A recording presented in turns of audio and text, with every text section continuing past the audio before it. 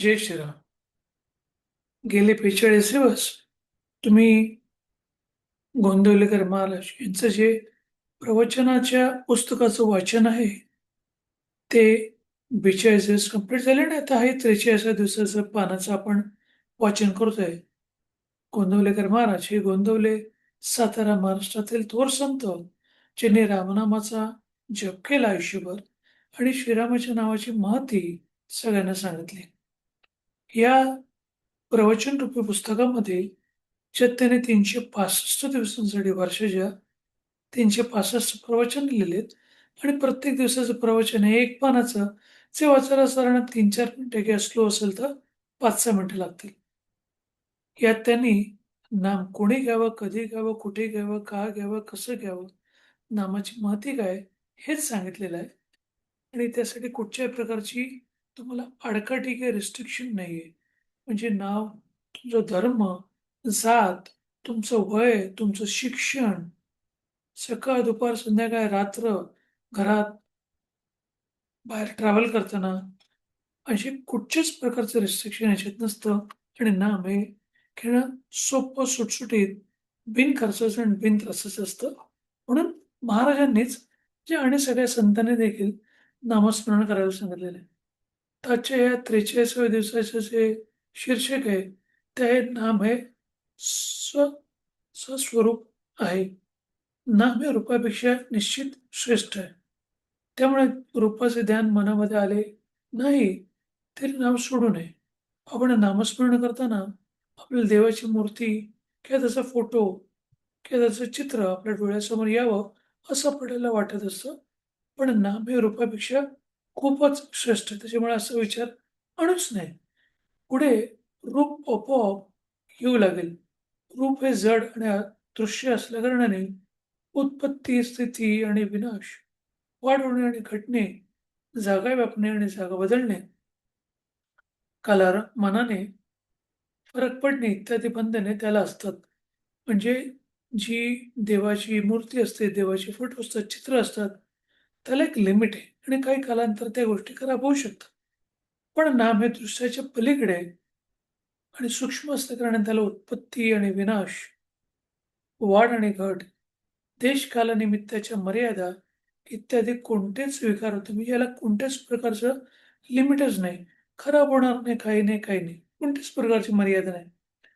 नाम हे सत्स्वरूप आहे.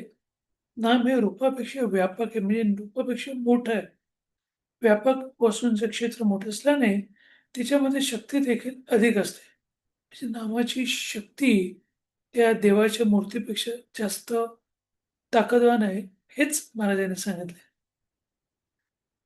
जिच्यामध्ये शक्ती जास्त असते ती वस्तू अधिक स्वतंत्र असते आणि वस्तू अधिक स्वतंत्र असते, तिला बंधने किंवा मर्यादा कमी असतात.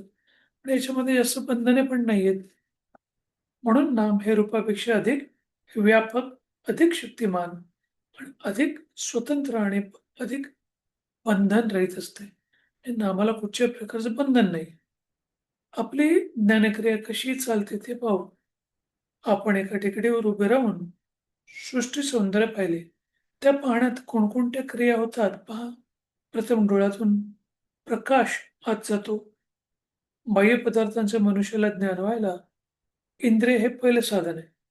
हे डोळ्यातून आपल्याला ते दृश्य दिसतं.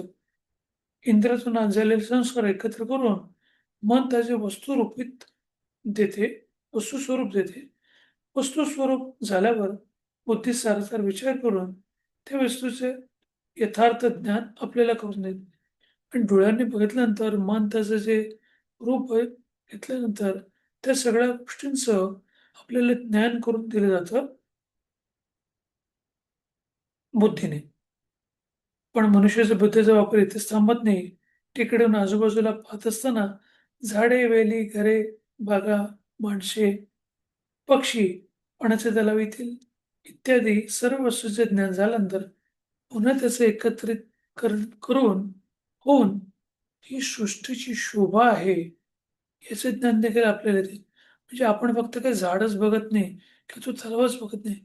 आपण सगळ्यांसमोर एक युनिक ही सृष्टीचं सौंदर्य आहे, हे देखील आपल्याला ती बुद्धी आपल्याला ज्ञान करून देतील. म्हणजे अनेकात एकत्व शोधणे हेच मानवी ज्ञानाचे लक्षण आहे. या जगामध्ये कितीतरी वैचित्र्य आढळले. नाना तऱ्हेचे दगड, नाना तऱ्हेचे किडे, नाना प्रकारचे पक्षी, प्राणी या सर्वांची नावे जरी भिन्न असली, तरी या सर्वांमध्ये असलेपणाचा एक गुण आहे. म्हणजे सजीव प्राणी झाला तरी तो आहे आणि निर्जीव वस्तू झाली तरीही ती आहे.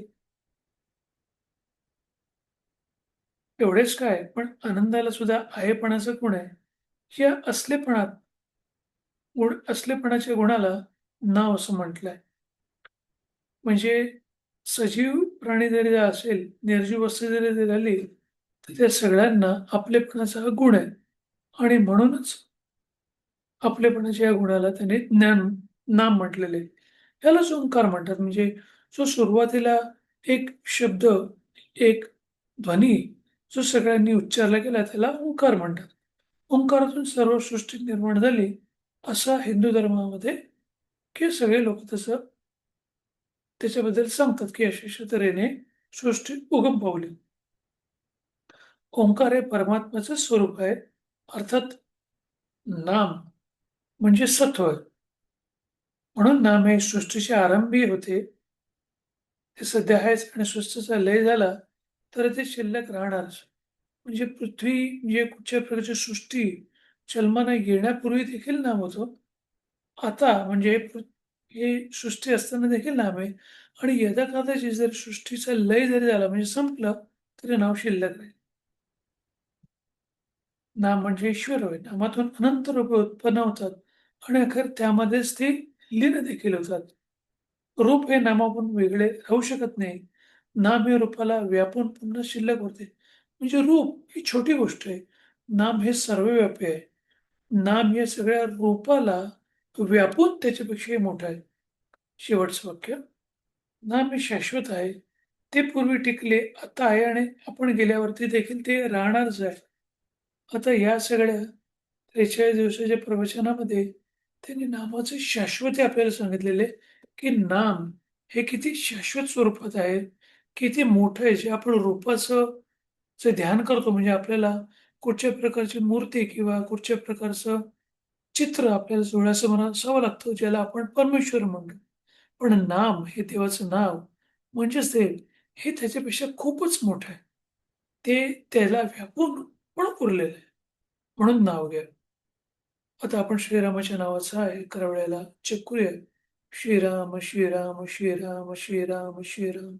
श्रीराम, श्रीराम, श्रीराम, श्रीराम, श्रीराम, श्रीराम, श्रीराम, श्रीराम, श्रीराम, श्रीराम. धन्यवाद. हे तुम्ही प्रवचनरूपी पुस्तकाचं जे वाचन चालू होतं, ते 43व्या दिवसाचं वाचनाचं तुम्ही श्रवण केलं. तुमचा उर्वरित दिवस हा छान, सुंदर, आनंदी, आरोग्यपूर्ण जावो, हीच श्रीरामचरणी इच्छा व्यक्त करतो आणि इथेच थांबवतो. जय श्रीराम, जय श्रीराम.